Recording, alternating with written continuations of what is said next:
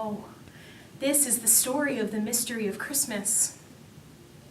This box looks like a parable because it is gold, and gold is precious, and parables are very precious.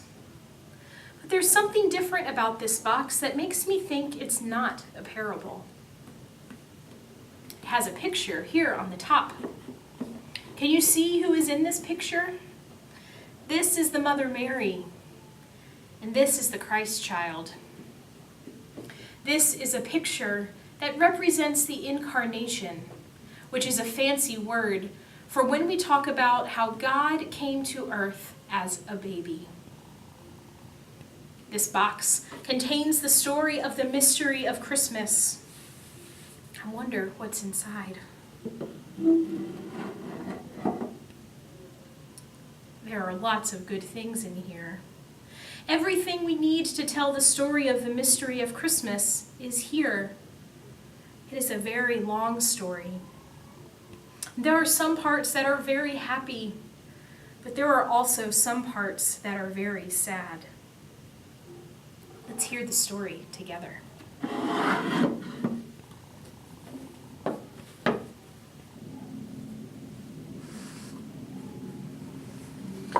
The Christmas story has many parts, and they all need to be told. Even the parts that are sad.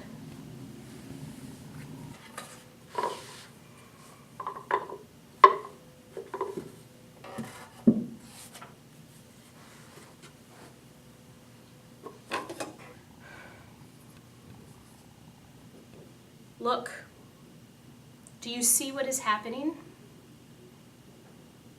This is the Annunciation. The angel Gabriel is announcing to Mary that God has chosen her to be the mother of God. Do you see Mary and the angel? They have the same colors, but the angel has wings. Mary looks scared but happy. She was stunned, but she was blessed.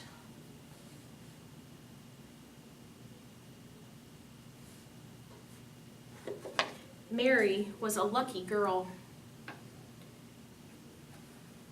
because she had an older friend to talk to. It was Elizabeth. She went to visit her cousin Elizabeth. Now, Elizabeth was much older, maybe even old enough to be Mary's mother. When Mary came close to her cousin Elizabeth and greeted her, something wonderful happened. Elizabeth felt the baby that was inside her move when he heard Mary's voice. She said something like this to Mary: "Blessed are you among women, and blessed is the baby you are going to have. When you spoke, the baby within me jumped. Something wonderful is going to happen with your baby and with mine too." When Elizabeth said that to Mary, Mary began to sing a song called the Magnificat, because it begins, "My soul magnifies the Lord." Look at these halos. These are the gold circles of light that we see around some people in paintings. They are the holy ones. The artist used real gold in his paint or pushed pieces of gold that were very thin into it. In this picture, Mary looks very young, and Elizabeth is very old. The artist wanted to remind us that Elizabeth was too old to have a baby, but she was old enough to be a really wise and good friend to Mary. Now, let me tell you the rest of this story, which is often left out, because we don't have very many paintings to talk about this part of the story. Elizabeth's husband's name was Zechariah, and Zechariah was a priest which meant that he worked in the temple. And one day he was going to the temple to work, and he came to the altar to pray and to light incense. And as he was at the altar, a bright light appeared beside him, and he was scared. But the angel said, "Do not be afraid." Angels say this a lot in the Bible because it is very scary when an angel can come close to you. The angel told Zechariah, "Do not be afraid. I have good news for you. Your wife is going to have a baby." Zechariah said, "That's not possible. We are too old to have children." And then he didn't say anything else because the angel took away his words. It's not a very good idea to argue with an angel. Then the angel told Zechariah what the baby's name was going to be, and then the angel disappeared. Now Mary stayed and visited with Elizabeth for 3 months, and then Mary went home to Nazareth. Elizabeth had her baby, and her friends came to help her, and they kept asking her, "What is the baby's name going to be?" They all thought that the baby should be named Zechariah, after his father. But all Zechariah could do was shake his head. And then he got a tablet, and he wrote on it, "The baby's name is John." And when they decided to name the baby John, Zechariah got his voice back. And the first thing he did was say a prayer. It is called the Benedictus, because it is a poem or a song that begins with these words: "Blessed is the Lord, the God of Israel." Zechariah and Elizabeth were so happy.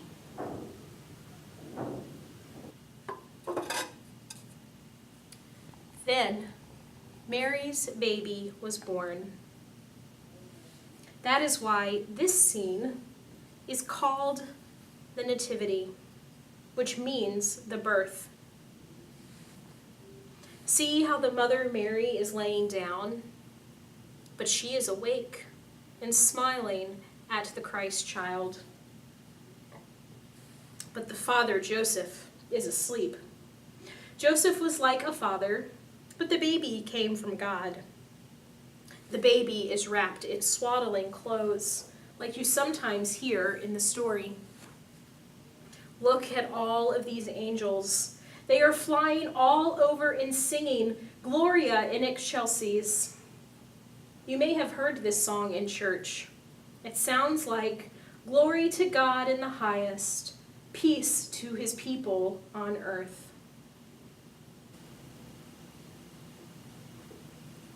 This is another part that is often left out of the story.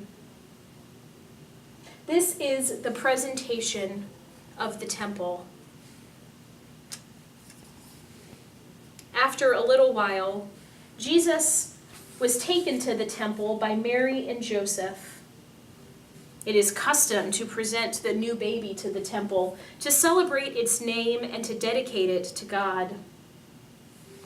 Mary and Joseph took the baby into the temple, and an old man named Simeon came over to them.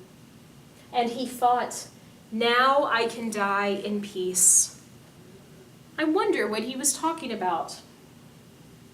You see, when Simeon was younger, God told him that Simeon would not die before seeing the Holy One that was coming and who would change everything.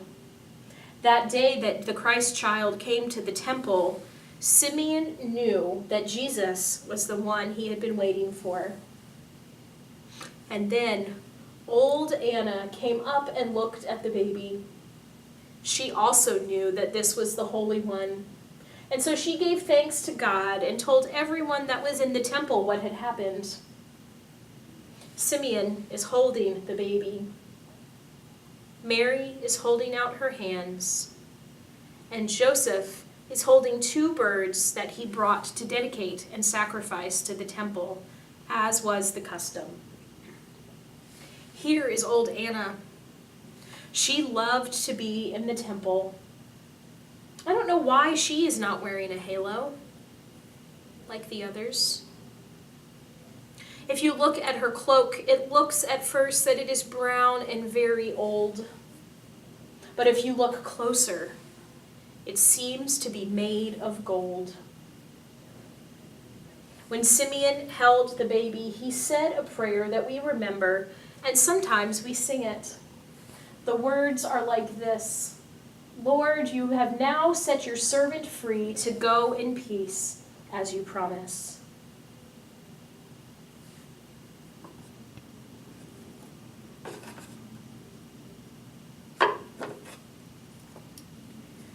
The three kings, the Magi, the wise ones, have finally arrived. They were late. Every single year they are late. Here they are, adoring the baby, which means that they are standing there, staring at the baby and enjoying him. They also brought presents of myrrh and frankincense and gold. Look, here is the wild star that they have followed from the east. They came a long way following the star. Now, the artist must not have known exactly what camels look like, but he did know that they had long necks and that they had a hump on their back and they had very long legs. But look at their faces. They look like donkey faces, and their ears are too long to be a camel. But that's okay. We know what the artist was trying to paint. Now, this part of the story is a part that we don't talk about at all, hardly ever, because it is a part of the story that is very, very sad. The wise men had gone home to the east and did not go to Herod to tell him where he could find this little king. So Herod asked his scholars and his teachers to look in the scriptures and to find out where this king was to be born. They searched and they searched, and they found out that the king was to be born in a place called Bethlehem. And so Herod sent his soldiers there, but then they killed every baby boy they could find who was 2 years old or younger. It was a very terrible thing. The mothers and fathers were very sad. You can see that many babies have already been killed. Nobody looks happy in this picture. Not even King Herod. Look at the mother's eyes. The artist tried to make them very sad. Do you see how long and narrow they are? I guess the story is over, isn't it? No, it is not over. The baby Jesus did not die. An angel came to Joseph in a dream before the soldiers arrived. And the angel told Joseph to take his little family to another country. They fled far away into the land of Egypt. Mary and the baby rode on the donkey, and Joseph led the way to safety. Now let us enjoy the whole story.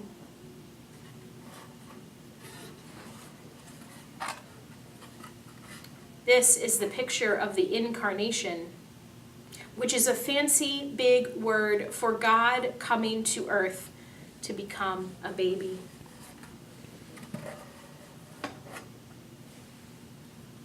When Jesus grew up, he grew into greatness, and the mystery of Christmas increased. The story continues.